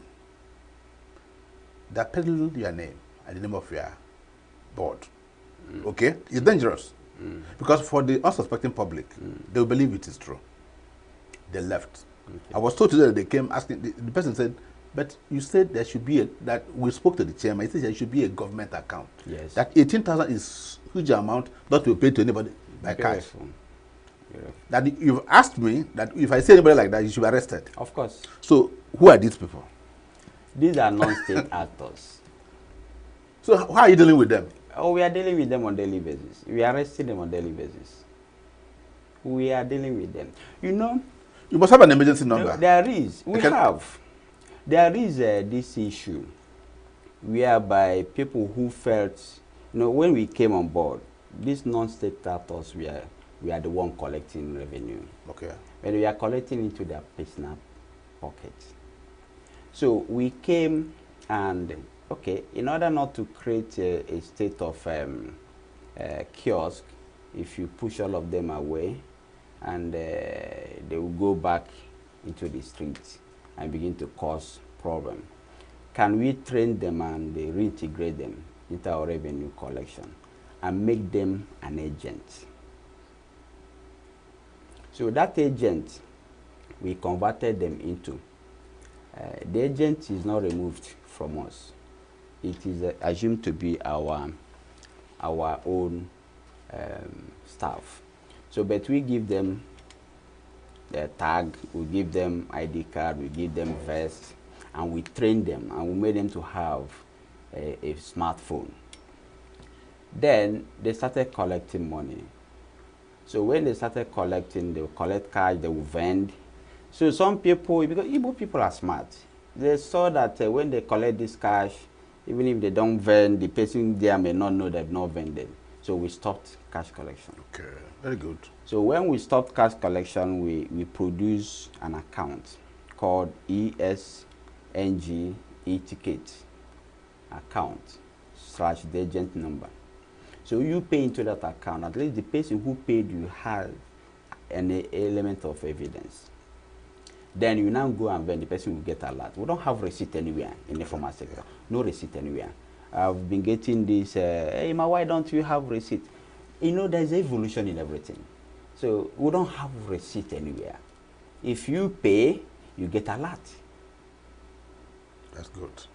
So if you want to verify, you dial *8011 *042 hash. You confirm if it has been paid or not. This is an innovation. So part of the disruptive innovations that's that what the we governor do. talked about. So we don't have any vehicle in internal revenue that is not branded. That's another revelation. Yes, every of our vehicle are branded. You will see it boldly written with our logo. So when you see one that is not branded, if you see one that is not branded, who are there? Get them, just hold them on. Call any of the police number or our distress number. We'll get these people. Okay, again, I want you to hold your thought. We'll just go on a short break. When we come back, I like this conversation of these branded and unbranded vehicles, because there are a lot of unbranded vehicles in town. Say they are agents. So don't go anywhere. We'll be back shortly.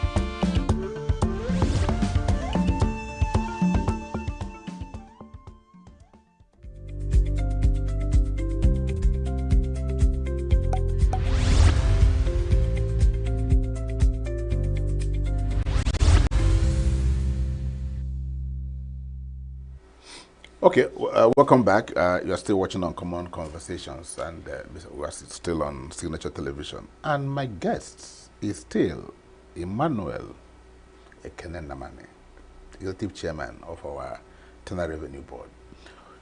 Let me ask you, political interference.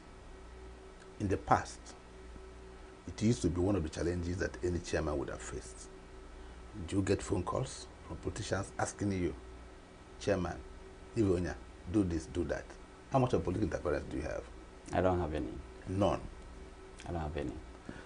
Oh, that's good to know. Let's talk about your recruitment pattern. Are there favoritism in the recruitment, or was this an equal opportunity employer? How did you recruit your staff?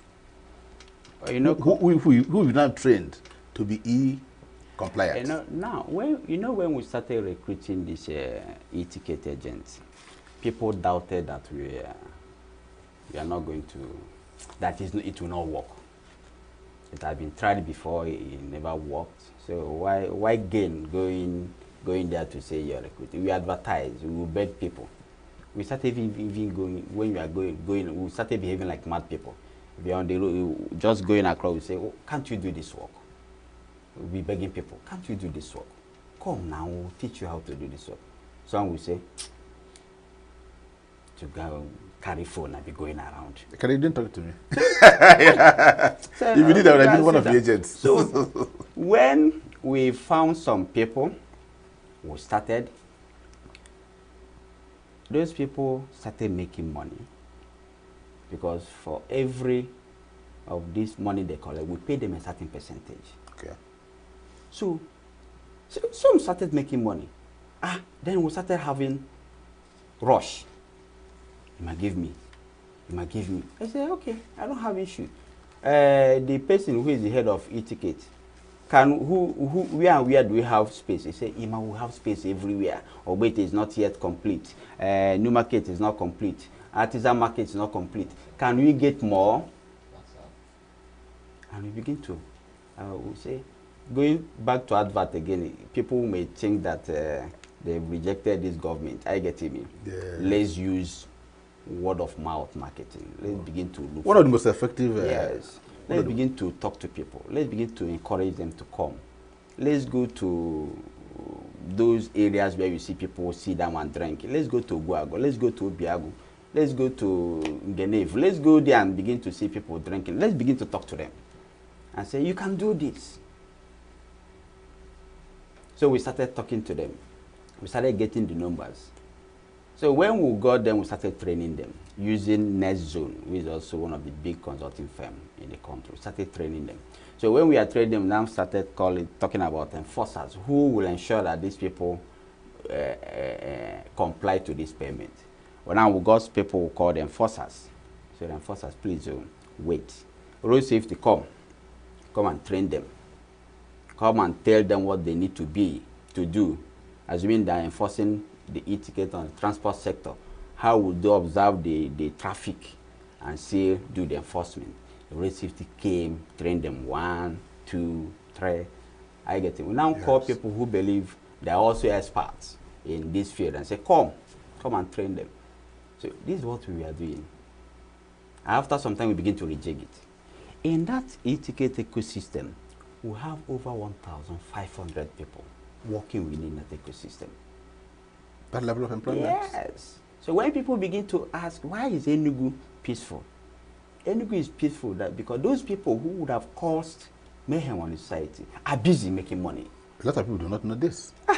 And that's why you guys shouldn't keep quiet. A lot of people do not know what you're just saying now. That's what we're doing. Then, the governor is a workaholic governor. He came and bulldozed all the streets. Who are those working on those construction sites? People of ENUGU.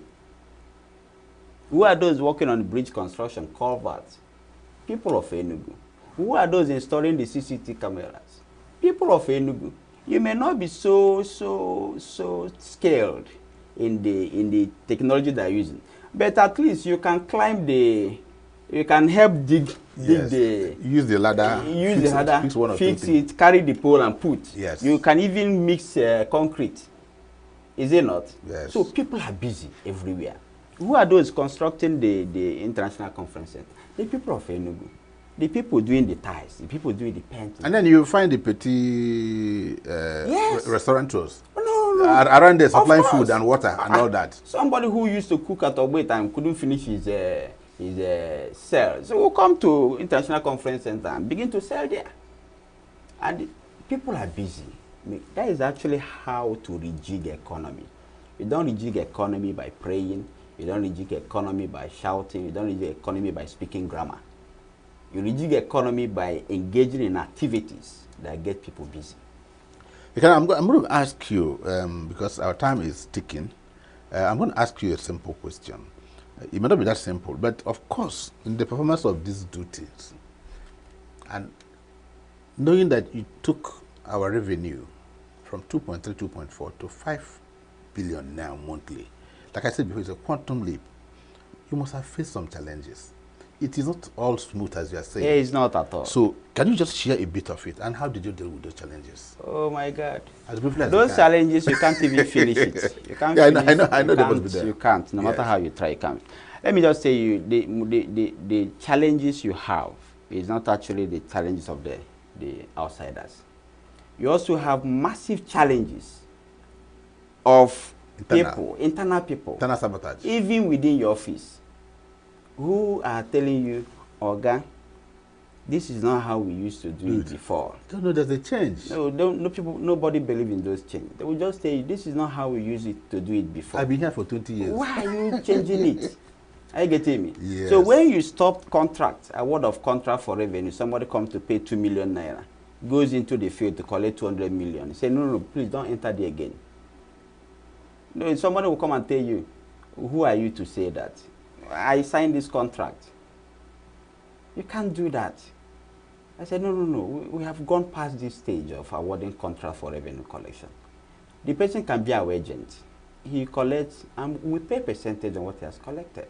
I get it. But not give him a contract, he pays 2 million, goes to the field, collect 200 million. We cannot do that. So these are some of the challenges. So how do you survive the cabal or the cartel? No, I did not. It's not that I survived. Everything is about the political will of the governor. Okay, I now get that. Anywhere you see all these kind of challenges, people coming to bring in their way, it's just about the political will of the governor. But you know that the governor of the state is so determined to assure revenue sustainability for Enugu State. And that is our saving grace. People may tell you that we are very stubborn, we don't hear. No, it has nothing to do with stubbornness. But the willingness of the government to make money, sustainable revenue for the state, that is everything that has helped us. But those challenges are not ending, I hope you know. They are not. Because even some of the community leaders still hold swears in the village. We are collecting 200 in the villages, village market on market days. When you go there, some will begin to call everybody they know in the state. Why should they come and collect this money from the poor women? I said, okay, let's go. Let's go to that market. You go to that market, you see that the village leaders are busy collecting money. That in the same market they say that the women are very poor. Okay, you just brought a sore point. I was going to, and that part of one of the biggest issues that somebody raised with me when he saw your flyer. Yes. He talked about what he called, quote and unquote, unfriendly taxation in Enugu State. He said, you now go to the villages and collect money from them. And he gave an example, a woman selling pineapple in my village. He said, the road to that place, I don't know whether you looked at the road you took when you're going to the place. You looked at whether they have electricity in the place you're going to collect the money. And so they are struggling to make a living, and you are now asking them to pay 200 when services, that's ordinary that you should make it a lot easier for them. You said, for example, in developed climes, that taxation was a normal thing. Yes, because every social services they needed to get already in place. You hardly find them still struggling with untarred road and all that. No, I don't want people to go into that sentiment. The question is, if you continue to allow it to remain the way they are, and fail so to what collect, services do they get to collect money? What services do they get for the money you're collecting? If you fail to collect money, yes, and you leave them the way they are, how would the place be developed? You need to. Have you made them a promise what you're going to use the money to do? It's not about making promise. The blind are seeing what is happening in those villages. That village where you see that you say the road is unmeasurable. One of the group in Naku. Listen, what happened in Naku? There is a smart school going on in that village. Where is the money coming from? There is a tier 2 hospital going on in that village. Where is the money coming from? Not all villages, sir. Tell me one village that where it's not going on. Then this if it's not going on in that village, it's coming. Then there is also plan to connect. Let me give you an example. There's also plan to connect all the villages. Let me give you an example. In terms of road. Let me give you an example. I come from Ogu. And there's a ward called Anikenanugweme ward. Then went to Ogunta. It's almost 15 kilometers to Gweme. Okay. It's one ward. Good. Now you have Unkwe, you have Ezere. they may be about 10 kilometers away from these other communities. Good. One is closer to Uji River, one is closer to Lokbanta. Good. If you build a smart school in Ugueme, the man in Nenwenta and Ogunta will never see it because it's almost 20 kilometers away from them. That is something I will tell you. It has a solution. Tell me. The solution is that if, assuming we build at Nenwenta, and the Nkwe people cannot come to Nenwenta, then somebody should present a case, make it to the Ensubeb. They will go there, see the terrain, and they again present a proposal to the governor to approve another smart. Do you know this matter has been present? I hope Anyama will be listening to us. When he appeared on my program, not this one, with Nwobodo, Yes. Obu Nwobodo, Yes. this matter came to the fore. And they said, in fact, it's a point they want to take to the governor. Because sometimes very good policies may not take into considerations local contiguity. So you find that place, you come to my own ward, Amole, Ubo, Owele, Ogugu ward, very big communities. So now we're having the smart school in Owele. My town is almost 7 kilometers to Owele. And Ogugu is almost more than 6 kilometers to Owele, the way it is cited. No, you can always make a case. My people made a case. I like this what you're saying. My people made a okay, case. so you had a similar thing in your place? Yes, now. In Amechido and Oluku, they are the same word. Okay. But Oluku had a challenge of survival over years. And again, they are also a bit far from Amechido. A smart school was approved for Amechido. This city, this town that have challenges of survival over 2 decades, do you still allow them to continue to find it difficult coming to Amichido for the smart school? Governor said no. Governor approved another smart school for Uruku. Do you know what you've done now? You assuaged a lot of people's feelings. I'm telling you this, there are many wards. I'll give you an example. Mako, Budi ward in my place. If you know the distance between maybe where the smart school and where the other one Apart is. from distance, People didn't know. The smart school also has a policy that after a certain number of student intake, that smart school has to be separated and that smart school has to be built. There's a policy. The handlers of government or governors information management should take this down to the people. I'm telling you, I'm being very honest. It's causing some great disaffection, and these are unspoken disaffection that people may never know. But I thank God that you are here today, and you disabused them, and you've just told me the example in your own area. Yeah. So it's doable. It's doable. Okay. Let me ask you. 5 billion monthly. Is that where you want to be? No, not at all. So where do you want to be? Where we want to be is 21 billion. So what is holding you? What is holding me? What is holding you? Is ramping up some of our strategies currently, like in our transport sector, informal sector tax collection. We are just moving a step. The way we are moving, we have a lot of fight back in the villages. Like some of the villages are not allowing collection in keke, collection in Okada. Are you getting me? Yes. So it requires going for enforcement. Where all this enforcement, our people need to buy into it. It's not all just enforcement because we've had more than 1,500 within the ecosystem. So asking us to employ more, it may be going beyond our capacity. And again, we have also advertised for jobs, which we have started the recruitment because we need to inject new blood into the Internal Revenue Service. We'll get there. We will surely get there. Then the issue of capital gain tax, where people don't come to land to register their land for us to collect the land use charge. We need to go and meet them where they are building their houses. Yeah, because they said when you spoke earlier, you talked about affordable affordability. Yes, they're saying no, that is out of the way. That's